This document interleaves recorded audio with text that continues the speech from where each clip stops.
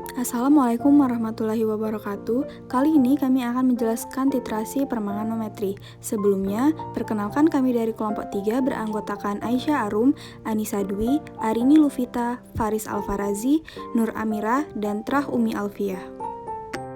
Assalamualaikum warahmatullahi wabarakatuh. Saya Trah Umi Alfiah. Saya akan menjelaskan tentang pengertian dari titrasi permanganometri. Titrasi permanganometri merupakan titrasi redoks yang menggunakan kalium permanganat sebagai larutan standarnya. Kalium permanganat merupakan oksidator kuat yang mudah diperoleh, murah, dan bersifat autoindikator, sehingga titrasi ini tidak membutuhkan indikator lain untuk menunjukkan perubahan pada warna yang terjadi. Titrasi redoks merupakan titrasi terhadap larutan analit yang berupa reduktor atau oksidator. Nah, dengan titran berupa larutan dari zat standar oksidator atau reduktor. Prinsip yang digunakan dalam titrasi redoks ini adalah reaksi reduksi oksidasi atau reaksi redoks. Reaksi redoks adalah reaksi yang melibatkan penangkapan dan pelepasan elektron sehingga terjadi perubahan bilangan oksidasi. Titrasi redoks terdiri atas beberapa jenis. Penggolongan jenis titrasi redoks ini berdasarkan pada jenis oksidator atau reduktor yang digunakan sebagai titran atau larutan standar. Salah satunya ialah titrasi permanganometri. Setetes larutan kalium permanganat 0,1 R berlebih akan memberi warna merah muda yang jelas. Apabila belum tercapai titik ekivalen, maka warna tersebut akan hilang kembali ketika dilakukan pengadukan atau pengocokan. Pada saat warna larutan analit berubah menjadi merah muda dan warna tersebut relatif permanen, maka proses titrasi harus dihentikan. Reaksi redoks pada titrasi permanganometri adalah sebagai berikut. Jumlah bilangan oksidasi mangan yang dihasilkan tergantung pada pH larutan. Reaksi pertama dalam suasana asam kuat, reaksi yang kedua dalam suasana asam, reaksi yang ketiga pada pH rentan 2-12, reaksi keempat pada dalam suasana basa kuat. Reaksi 2 dan 4 relatif kurang stabil dibandingkan dengan reaksi 1 dan 3. Dengan demikian, larutan standar kalium permanganat akan berubah menjadi ion Mn2+ pada suasana asam kuat, sedangkan pada suasana basa berubah menjadi mangan dioksida.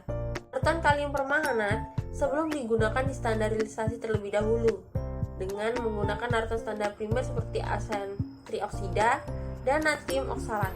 Hal ini dikarenakan kalium permanganat merupakan standar sekunder yang sifatnya tak stabil dan mudah terurai oleh cahaya. Namun, yang lebih sering digunakan adalah natrium oksalat karena natrium oksalat ini memiliki tingkat kemurnian yang tinggi, sangat stabil, dan tidak higroskopis. Proses standarisasi kalium permanganat atau KMnO4 dengan oksalat biasanya berlangsung dengan bantuan pemanasan sekitar pada suhu 60 derajat Celcius untuk mempercepat reaksi yang terjadi. Selain itu, dilakukan juga dalam suasana asam untuk mempermudah pengamatan pada titik akhir titrasi.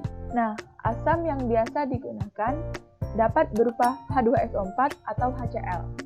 H2SO4 atau asam sulfat tidak akan bereaksi dengan permanganat encer, sedangkan HCl atau asam klorida dapat bereaksi dengan permanganat encer. Sehingga yang biasa digunakan untuk membuat suasana larutan menjadi asam adalah H2SO4. Lalu, kapan penggunaan HCl atau asam klorida? HCl dapat digunakan jika menggunakan asam bebas yang sedikit berlebih. Selain itu, larutannya ini bersifat sangat encer. Temperatur yang digunakan disetel atau dalam suasana suhunya yang rendah, serta titrasi dilakukan lambat sambil dikocok secara terus-menerus.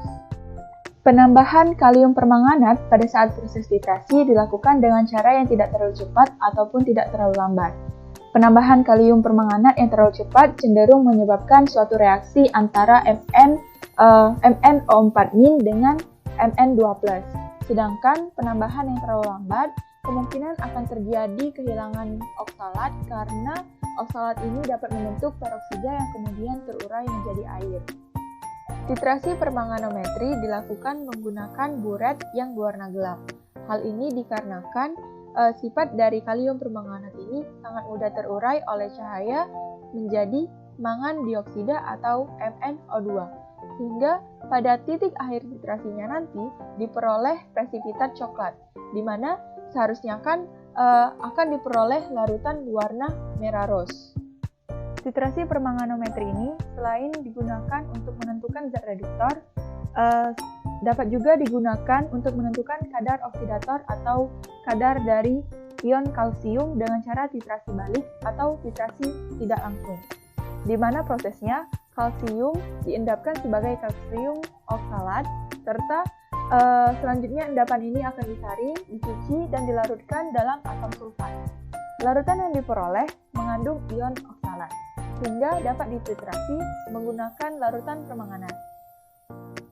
Adapun kelebihan titrasi permanganometri yaitu mudah dilakukan, efektif, tidak memerlukan bahan yang banyak, dan tidak membutuhkan indikator.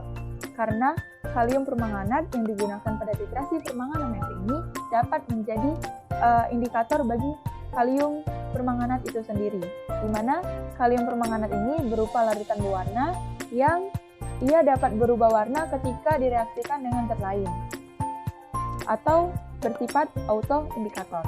Sedangkan kekurangan dari titrasi permanganometri yaitu kalium permanganat dapat terurai oleh cahaya, dan reaksi yang terjadi akan berjalan lambat pada suhu ruang, serta membutuhkan suasana asam agar reaksi cepat terjadi dan titik akhir titrasi mudah diamati. Baiklah, sekian penjelasan dari kelompok kami. Terima kasih.